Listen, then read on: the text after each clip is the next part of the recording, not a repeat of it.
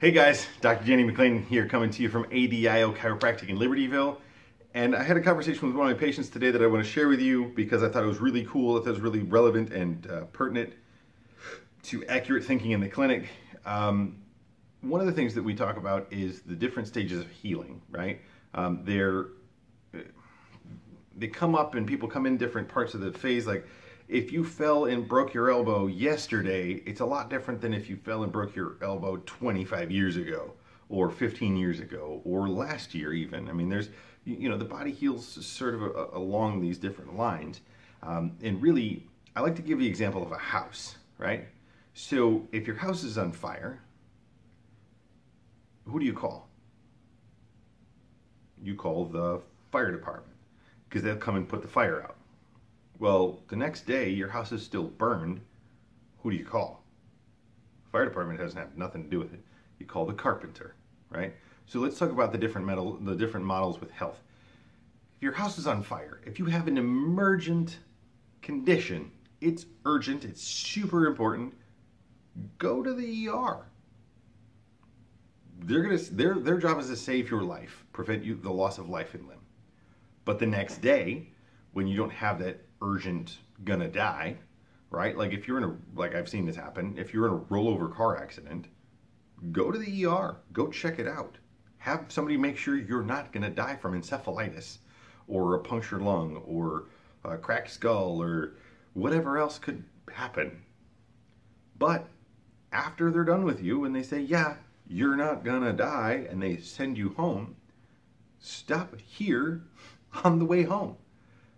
Because just like the difference between a fireman and a carpenter, they're both there to help with the house in different ways. My job is quality of life.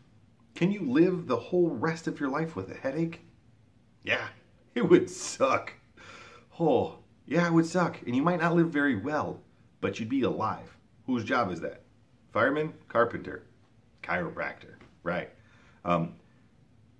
So my job is quality of life, to make sure that everything's functioning the way the way that it should. It gets you as best as you possibly can, and to make sure that you're out of pain and it's functional. You don't have to give up on your dreams, because that's usually what happens. I have people ask me like, "Oh man, I feel so great after I get adjusted." What do people do that don't get adjusted?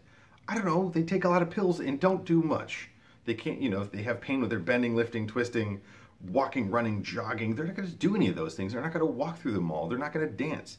They're not going to go on vacation. They're not going to, if they have a hard time walking from the house to the mailbox because everything hurts, they kind of have to give up on everything that's longer than the house to the mailbox, or standing in the kitchen, or going out with friends, or whatever the case may be. So I don't know what those people do because I don't talk to them. They don't come to the chiropractor. But I can tell you that they don't have a vibrant, healthy quality of life if they genuinely need the care. So the model I give people to help them understand what's going on in the four stages of clinical healing, and I know we started with this, we're going to loop back to it and we'll walk through it. The first step is, if your house is on fire, which one of my favorite sayings is, nobody's worried about washing dishes if the house is on fire. The brain has a priority basis. Like, what's the most important thing? Do that first. And then do the next important things. Like somebody comes in like, my back hurts terribly. Okay, we fix your back. You're like, I don't know, doc, my back feels great, but now my knee's kind of bothering me. So back feels terrible, no knee pain. Back pain's gone, knee's a little bothersome. The back was an 8, the knee is a 2. Guess what? That knee's always been there. It's just that your brain was focusing on the most important thing first and moved through kind of down your laundry list. So you have to make sure that step 1, if the house is on fire, step 1, put the fire out. Take care of the immediate bleeding wound, whatever that might be. Step 2, you have to clear out the damaged debris. So if you strained a muscle, pulled a ligament, your body has to go through and get rid of all the debris, all the leftovers, all the broken down stuff. It has to recycle those pieces, clear it out. The next step is you have to get new materials on site. So this is where we start to talk about nutrition. This is where we talk about blood flow. This is where we talk about the swelling and a bunch of the other pieces For example, I had a guy come in. He sprained his ankle really bad, and it swelled up, and because he broke a blood vessel, and all that blood coagulated and kind of just settled into the area. Now that means new blood is going to have a really hard time getting in there because everything's really swollen, so it's high pressure. So the blood pressure is not going to really be able to get a lot of really good circulation in there, and the amount of swelling was there wouldn't let the lymphatic system drain off all the junk. So he's having a hard time clearing out the damage and all the debris. He's stuck in that phase of healing. So that means, clinical mindset, we have to look at what stage of healing he's in. If you are actively damaging something, then we have to get it so that you're not actively damaging that thing anymore. And then we have to, that's putting the fire out. The next step is clear the damage. We have to make sure that your lymphatic system is working, that you're getting good circulation, that we can clear out all the damaged stuff. The next part is to make sure that we get all the good stuff on site. That means circulation. That also means you're getting the right nutrition. I talked to quite a few people that are like, oh yeah, this thing bothers me, that thing. And I ask, well, what do you eat? And they give me a list of things that aren't really food. In the sense that our body needs nutrients more than it needs a lot of extra calories. Anyway, so make sure that you have good nutrition, and there's a lot of different things to talk about when it comes to nutrition. That is a whole huge topic. But once you get the new materials on site, then your body has to go through this rebuilding process. And that's where we talk about things like laser, and we talk about physical therapy, exercise, stretching, immobilization, really making sure that your body is doing the things that it needs to do to help rebuild the tissue. And it might be that we support you through that process where the adjustments and everything else that we're doing don't really make you grow any faster, other than the fact that we prevent you from growing slower. Tissue only heals as much as the neurology lets it, right? Tissue doesn't recover well if it doesn't have a good neurological connection. It's seen all the time with neuropathy patients. That's why people that have diabetes, because it damages the nerves, they have twice the cost, twice the time of healing of the same exact condition compared to somebody who doesn't have diabetes, because sugar damages the nerves, especially in that uncontrolled diabetic scenario. So when we adjust you and we connect nerve flow, it allows your body to heal the way it is supposed to. So then you have to rebuild the new structure. So, and that comes down to structure and function.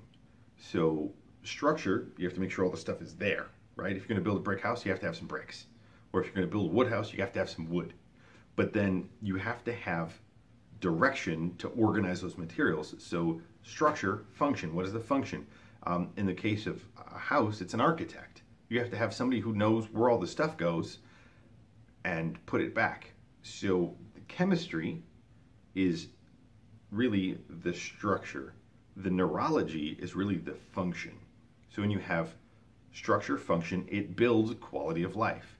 That's literally the formula for quality of life. Structure times function is quality of life. That means if you have fantastic structure, if you have phenomenal blood chemistry, you have all the best nutrients you need, but your nervous system is not functioning properly, you have all the structure, none of the function, your quality of life is going to be pretty poor. Conversely, if you have the most finely tuned nervous system and your biochemistry is garbage, guess what? Terrible structure, great function, no quality of life.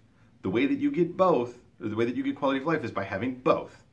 Make sure that you have great nutrition, make sure that you have properly functioning nervous system, and then you will heal, you will be healthy, and you will have a potential for a great quality of life, provided that you do something with it, right?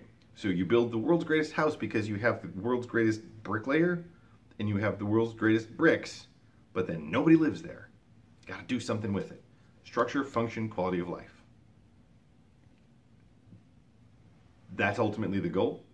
And that's why it's important for us to evaluate properly the 4 stages of clinical healing, to make sure that we put the fire out, clear the damage, get the new materials on site, and then build with them into. So hopefully that makes sense. I know that to me it does, and when I explained it to the patient I talked to today, it made a lot of sense, and it really helps to frame it so that you're comfortable and you're patient and you participate properly in your healthcare. So that's it for today. Thank you very much. Stay tuned. Drop a comment below if you have anything you'd like to say about this.